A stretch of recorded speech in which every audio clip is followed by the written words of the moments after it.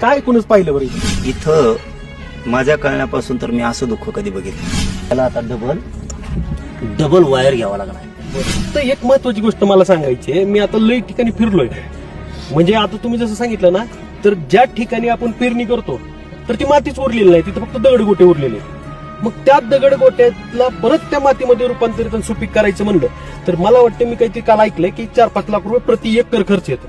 म्हणजे सरकारच्या खर्चावर किंवा अनुदानावर भागणार काही. तुम्ही जी सारखं म्हणताय की आता जनावर मेली किंवा अशा ठिकाणी जिथं फोटोच काढता येत नाही, आता मधले जी काही क्षेत्र आहेत कशी पंचनामे होणार? 100% भरपाई द्यावा लागणार आहे. 40% आणि 50% हे मात्र ह्यावेळेस चालत नाही.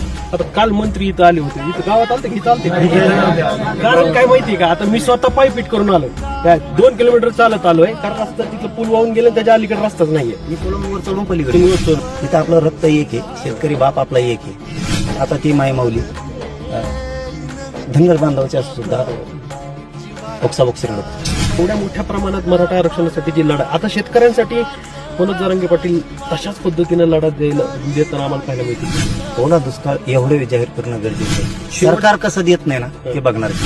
सरकार कसं देत नाही ना ते बघणार. तर तुम्ही आलात लोकांच्या शेतात बघायला, तुम्हाला शेत आहे, तुमच्या शेताची काय मला डॉक्टरनी गोंधळभर गोळ्या दिल्या सगळ्या. गोंधळ गोळ्या